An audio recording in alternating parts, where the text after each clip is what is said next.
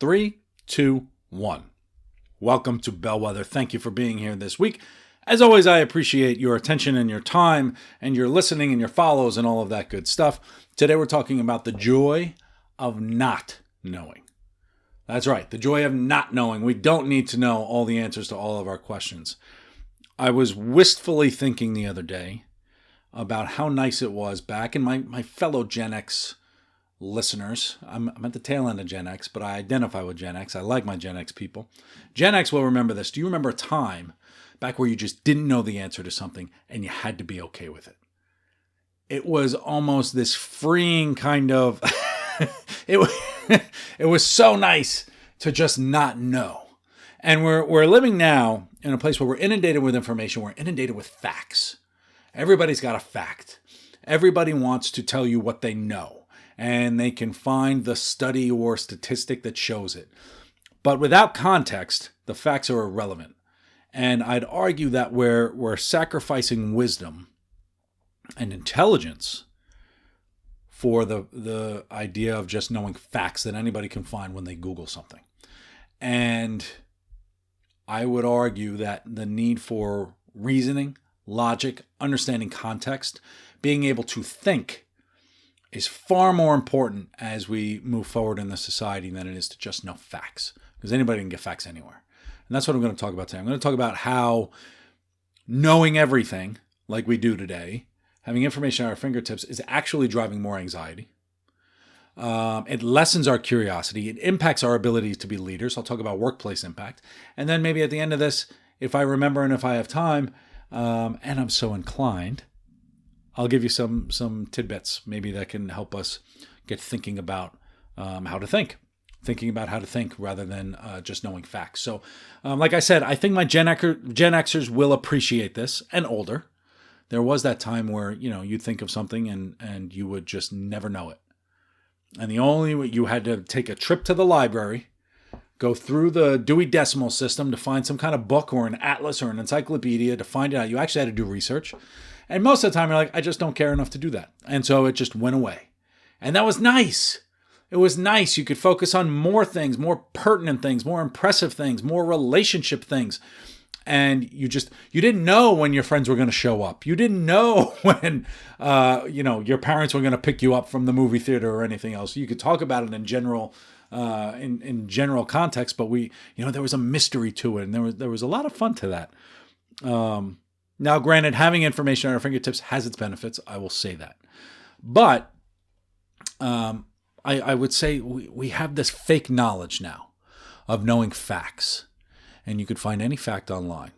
Any fact that you want to find, you can find it. And there's true facts and there's fake facts and there's half-true facts. And there are facts that are only facts when included with the proper context. And so facts, the idea of a fact is almost subjective at this point. And so knowing facts, and you see this a lot in the coaching industry. People who try to present themselves as experts. Everybody wants to be an expert. Okay, we get this. Everybody wants to be an expert. Everybody wants to be wanted. Everybody wants to be intelligent and seen as such. And that's great. So they spit out knowledge to almost present themselves in this way that they are intelligent. But without context and understanding the context or making it real for people to know how to implement these facts, it's almost irrelevant. The facts are pointless because it doesn't change behavior or it doesn't drive home the message you're trying to drive home. It just, it's this false supporting of some BS statement so that we can present ourselves as experts in some particular type of way. And especially on, you see this on TikTok all the time. I love the psychologists who come out, the psychiatrists and the neuroscientists who say, that's not what that means, right? To correct all these people who just say, the hippocampus does this and that means you're going to do this. And it's such a misinterpretation of knowledge to the point where it's damaging, and it makes people change behavior in a very negative way. And you look ridiculous. I want you to know you look ridiculous. There is, ironically, I think, the more knowledge we have, the more anxiety we have. Ignorance is bliss. I do believe that. To a certain extent, there is a certain bliss of ignorance. It's why when people turn off social media, it's a cathartic experience. It's why when people turn off the news, it's cathartic. Not knowing what's going on and not being a hermit. I'm not talking about being a hermit, but there's a scale of knowledge and information. We're being inundated with constant ads and information and facts on why you need this medication that you didn't even know you needed. And let me come in with this article on why you're doing things wrong. You're shoveling your driveway wrong. And you're like, what the hell are you talking about? This is ridiculous. So the more facts we're given, I would say it is impacting us in a very negative way. Even right on down to the weather. Do we need to know that a storm's coming in a week? When you know a storm ruins your week, right? Well, it's going to, nice day today. Yeah, but it's going to rain this weekend, right? We can't enjoy the moment we're in because we have so much knowledge as to what's coming down the pike that we actually can't be present and we can't enjoy the people that are around us. And it drives this type of anxiety. And at the same time, it lessens our curiosity. And we need a sense, I've said this before multiple times. The reason kids are happy is because they're learning. They have this sense of wonder. There are things that are new to them. When we have all these facts, we lose that sense of wonder. We have to have the facts. We have to have the answers. We have to do all this stuff. It drives more anxiety and we care less. We're less curious. The last time you got really lost in something, it's probably because you were curious about it and learning and you wanted to know a new answer.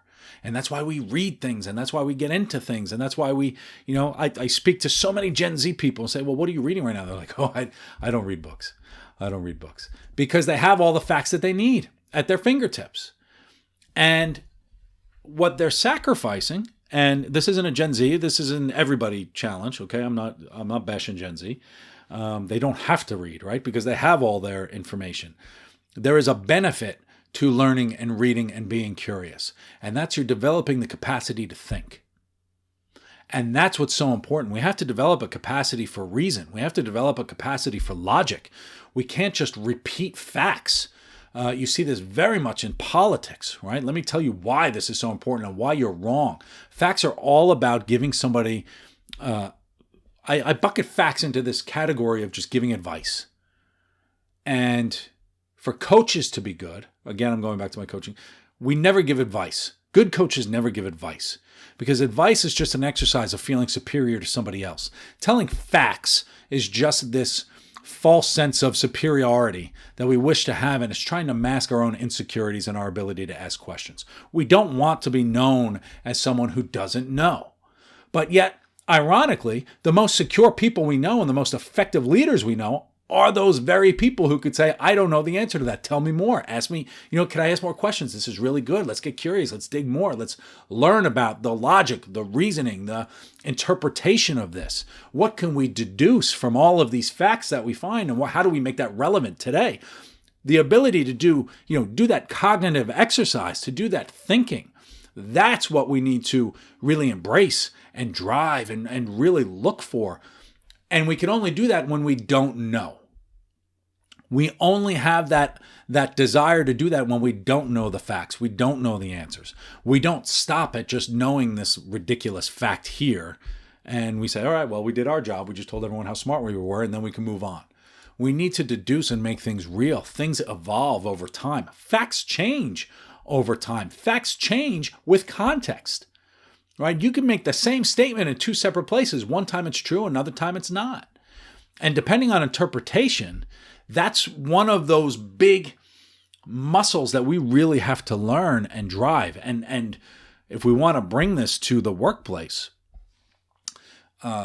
that's going to separate the adults from the children. Your ability to deduce, that's how you bring value, right? I've gone through this exercise at a few places, depending on the size of your company, right? But I was working with a company, had about 1,000 employees. I said, if you wanted to get rid of everyone, 200 employees, what would they be doing? And they know that they could survive with, 1/5 of their employees. They'd be thinking very differently, be doing very different type of work, much more cognitive. And they know those 200 people they would keep, those people who could think. Right? That's going to be, we're not moving to a knowledge economy, right? Or maybe that's what we've got. We've got a knowledge economy. A knowledge economy is irrelevant, right? We need a thinking economy. That's very, very different, right? You have all the information you could want at your fingertips. But what makes you uniquely human is the ability to deduce and think and interpret, right? AI is going to blow you out of the water just pulling facts. It's got mountains amount of facts and can make decisions and do all of these things very quickly based on fact and trends and everything else. But to be uniquely human is to think and to be cognitive. And that comes from not knowing. That's where we need to focus. That's learning mindset. That's asking really good questions. When we think about our best leaders and the most productive individuals, the people who are creating new things, the people who are bringing value to work, the people who are creating new processes, and those are the thinkers. They're not just repeating the way we've always done things. They're not repeating, well, this is how it works. This is fact. They can interpret, deduce, question, ask really good questions, and be really, really curious. If you've worked with me, you know I always talk about the question. Does anybody know what a real question is? And most people don't know what a real question is. A question is a request for information where you legitimately do not know the answer and you want the answer. Very, very important to make that distinction of I'm really curious. Otherwise, it's just a judgmental statement. And when we're trying to mask anxiety, when we're trying to spit facts, when we're trying to just tell people why they're wrong, while we're trying to tell people advice and say, this is what you should do, and I think you should do that, and this is blah, blah, blah, blah, blah. It's our own insecurity. It's trying to feel superior over other people. Everybody sat in a meeting where somebody asked someone for feedback. They're very quick to say, well, we can't do it because of X, and we can't do it because of Y, right? That's their own insecurity. They never go first to, well, it's possible, but... right? They're never open to that. That's a stressor. They're insecure. It's the first thing that you notice about ineffective leadership is they always tell you why something can't be done. And so not knowing is a blessing. It's a blessing. I don't fully appreciate. I didn't really fully appreciate the blessing until recently, and the more I've been talking about it with people. I don't watch television. Well, I do a little bit, but not in the other way. It's nice to not know what's going on in general, as a matter. I'm still engaged in my community. I've got my people. I've got my clients. I've got my family. I'm not a hermit, but I don't need to know everything. Although I do love spitting facts. I do love the random facts. Everybody does. But the reason we love the random facts is because we've learned something, right? We say, oh, that's shocking. I wouldn't have thought of that. And, oh, that's very interesting. It's a curiosity thing. And we tap into our learning, and that's why we like to do it. So, a few episodes ago, I would encourage you to do the believability episode. Listen to the believability episode if you haven't done it. That one resonated with a lot of people because that's a differentiator in the workplace as well. And that comes from not knowing believability. There's an authenticity to believability. In order to be believable, you have to build this capacity to be believable. It's not just enough to be authentic. It's not just enough to know things and how things work. We have to be believable, and we become believable by connecting with other people and asking really, really good questions. And then that gives us some credibility. It brings authenticity to say, oh, I don't know everything, but I can deduce and bring more value to the fact that you actually know. That's real value. And that's something that we should focus on. So what are the solutions? How do we do this? How do we become a person who knows but doesn't know? A person who is valuable not knowing everything but can ask really, really good questions. And that's, it's odd. We want to be curious. We want to know. Facts are fun.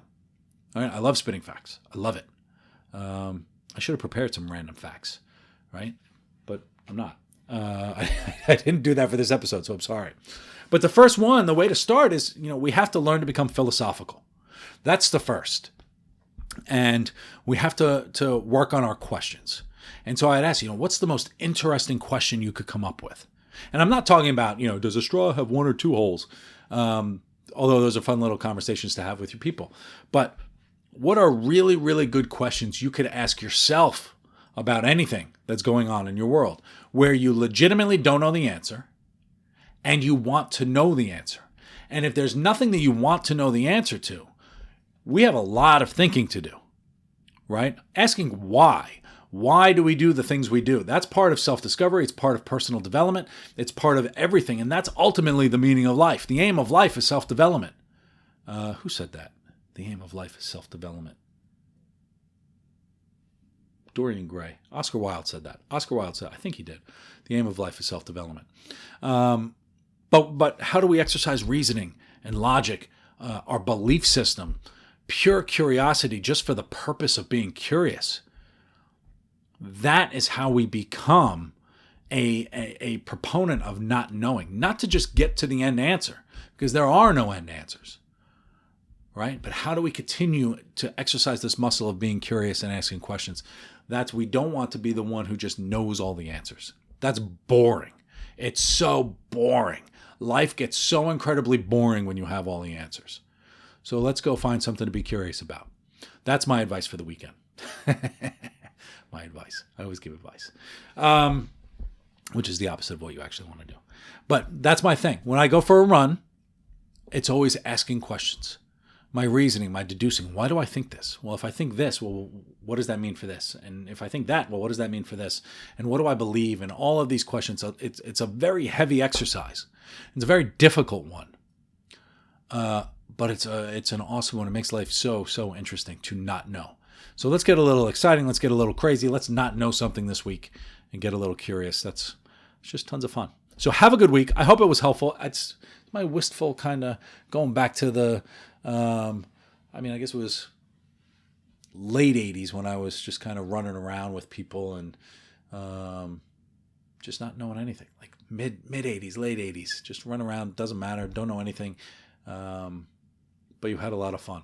And part of it was immaturity because you're a kid, right? But also there's some credibility to it. So have a great week. Enjoy. Thank you for paying attention. Thank you for your time. And with that, I'll see you next week. Thanks.